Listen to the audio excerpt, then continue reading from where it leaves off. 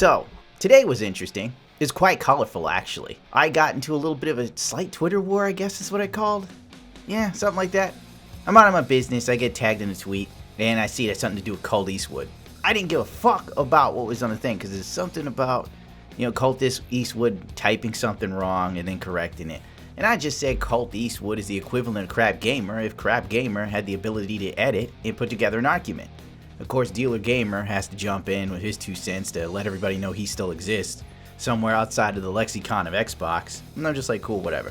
So they keep tweeting, and I figured I'm gonna let it slide. Because if there's one thing I know, you can't argue with a woman because they always have to have the last word, and you can't ever argue with console fanboys, whether it's Xbox or PlayStation. I haven't really had much dealings with the Nintendo fans, but you just let them say whatever the fuck they want and you move on. And sure, whatever, okay, cool. And I'm over here, whatever, doing my thing. Before I know it, my phone starts going off like crazy. I'm sitting there like, oh shit, must be a hot bitch. Must have been that girl dancing with me last night, wanting a piece of Big Papa. Must have changed her damn mind. No, it's just Dealer Gamer tweeting me fucking 3 or 4 times to let me know he doesn't know who I am or care who I am, but he's letting me know that. And I'm just like, you got to be shitting me, man. I thought you said your piece like an hour ago. Jesus. I made one more funny tweet and fucked off because frankly, I was done with the subject, didn't give a shit, nor was I gonna argue about this bullshit. I don't care enough. Now back to the news of the day because I thought it was funny as fuck. So around 4 or 5 days ago, the rumored PlayStation 5 specifications supposedly leaked. And it came from a semi-accurate source, everyone says. Supposedly this source was correct in the Xbox One X and I believe the PlayStation 4 Pro. I could be wrong when they gave out the leaks at that time. From what I'm understanding here, that the PlayStation 5 will be a Zen-based CPU and, of course, an AMD-based custom GPU. It'll be designed from the NVIDIA graphics architecture.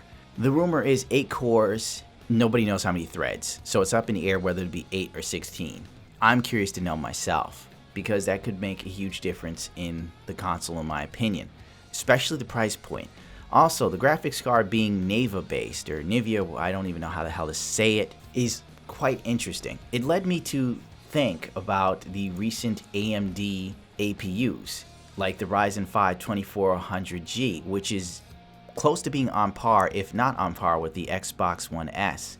It offers similar performance, which is fairly impressive, considering the GPU teraflops on the Ryzen 5 2400G is 1.75, while the Xbox One S is 1.4. I know, console guys really like teraflops, so I figure I'd throw that in there. It also made me think about the recent information that came out on Intel's Kaby Lake G products that feature Radeon Vega graphics. If you remember, the PlayStation 4, as I said before, featured Vega technology in the console. Nobody ever talks about it because it has Rapid Pack Math. And Rapid Pack Math, like I said when they said it was on the PlayStation 4, wouldn't do much of shit, is only featured in 2 games, supposedly, right now. I don't even know which 2, but that gives you an idea of what's going on. And I thought to myself, what would be the possibility that something like this would happen again with the PlayStation 5? Because Tom's Hardware recently let out that the testing they have done has shown Intel processors with the Radeon graphics seem to be Polaris cards in disguise.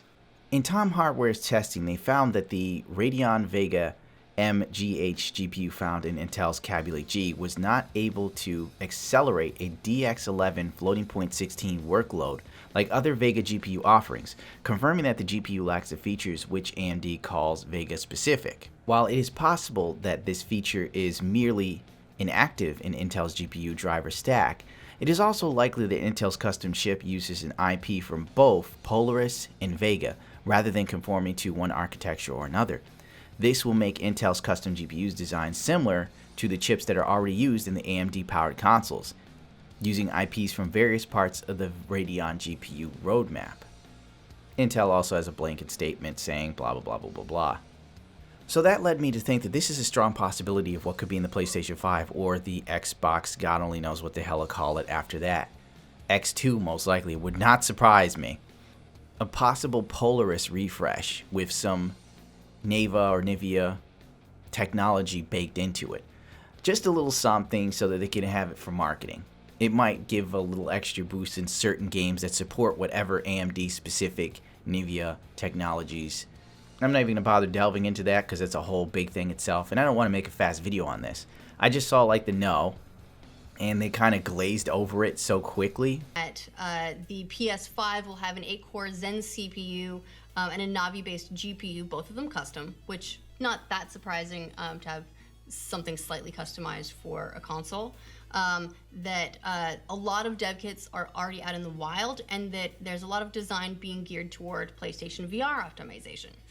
As far as the architecture, not hugely surprising. Like I said, AMD is in both Xbox One and PlayStation 4 right now. I think nothing would really surprise me on that front unless they said that they were bringing back cell processors. Yeah, probably not. And then Navi actually isn't even out yet. It's the successor to Vega, and that's expected later this year. Okay. So that kind of leads us into one of the elements that could be slightly less believable, which is the writer is suggesting that a 2018 release of... After watching this again, I realized that they really did not touch on any possibilities for the tech whatsoever. And I'm also finding it's a little disheartening because this is a channel that gets a lot of views, a lot of people check it out, a lot of people go to it for their information in gaming. And it seems kind of like, as far as the tech side goes, they don't have much more clue than the average console gamer. Nothing personal, I'm just saying. Also on top of that, with Navi, Neva, whatever the hell it's called, Nivea, and I thought to myself, there's probably no chance in hell it's going to be a straight up flagship AMD card. It'll most likely be an amalgamation of a refresh Polaris plus Nava, Neva, Nivea, whatever the fuck, features on it, as I've stated before. And on top of that, it made me wonder, like, how far could Neva go? Because it's the successor to Vega, and Vega didn't do that hot. It didn't live up to any of the hype that AMD allowed to circulate around it, and they perpetuated themselves at times with the whole poor Volta campaign, if you remember. It had us all sitting there thinking like AMD was going to come in swinging and just change the game, and it was like this wet fart of a graphics card.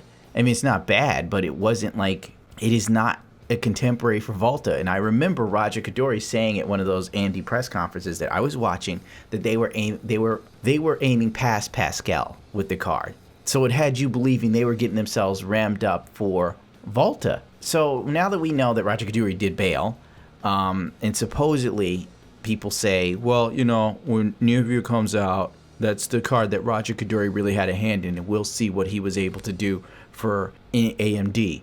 And it's like, okay, I guess we'll see. But if it's going to be kind of like a continuation of Vega or a slightly better version of Vega, how far could it go?